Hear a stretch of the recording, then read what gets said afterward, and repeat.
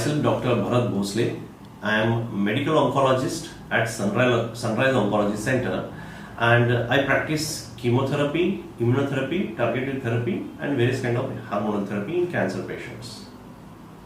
So today we are going to discuss something about immunotherapy and cancer. Immunotherapy is being added to the list of therapies used to conquer cancers, and we need to know in which diseases it is used, why it is being used, and what is the rationale behind use of immunotherapy. Basically, cancer happens in the body because of the imbalance between the good genes, good factors and bad factors. When there is an excess of bad things happening around, like bad diet, junk foods, stress, no exercise, spending a lot of time without exercise, gaining weight, these factors somehow creates the imbalance in the body, and various diseases like hypertension, diabetes and many other diseases including cancer, and there is a probability of body being exposed to these factors and getting these diseases in your body. So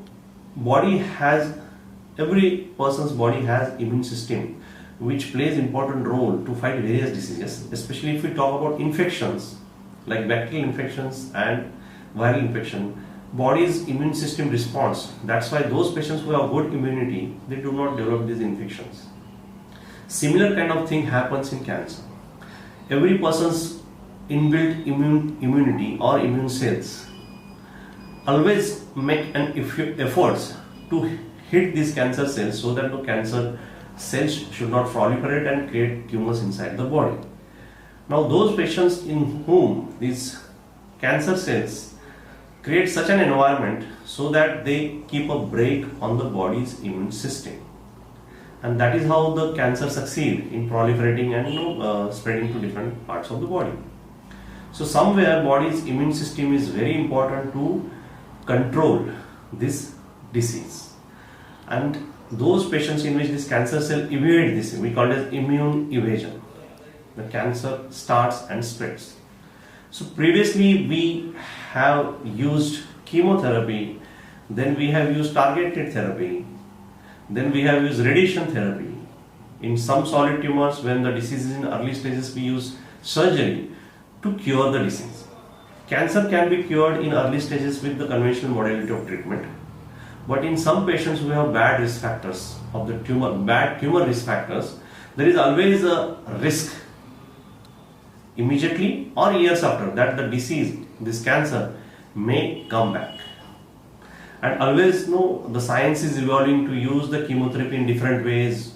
For 6 months, 1 year, targeted therapies are being used in various cancers. Still, we know that some patients this cancer comes back. Many patients we see, they come with advanced disease where cure is not possible with conventional treatment.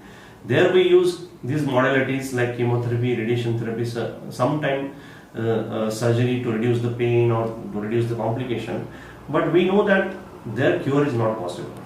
Now here comes a role of immunotherapy. How it is different from the chemotherapy.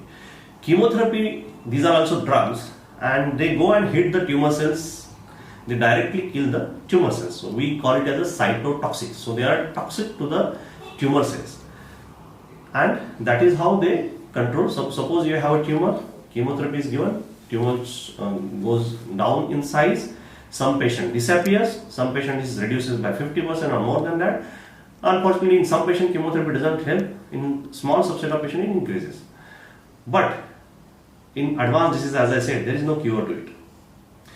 What immunotherapy does, it is an indirect way of damaging the tumor cells. Normally, as I told, the tumor cells, they create such an environment in the body wherein a person's immune system, which has already been told to kill the tumor cells, these tumor cells express some markers over them, and they create a crosstalk with the immune cells and tell them go back to your own place, or you can say they put a brake on the immune system. So tumors or cancer cells put a brake on the person's immune system so that the immune system is inactivated temporarily. That is how the tumor starts growing and spread to different parts of the body. Now here there are newer therapies, and immunotherapy is one of them. Is we call it as immune checkpoint inhibitor. So these are the checkpoints created by the tumor cells which prevent the immune system to attack the tumor cells.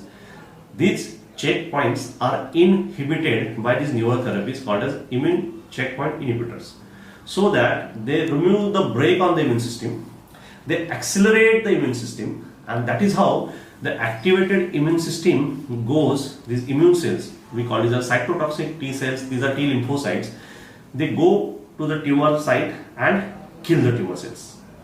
So this is the way. Here the drug given to the body is not directly hitting the tumor cells.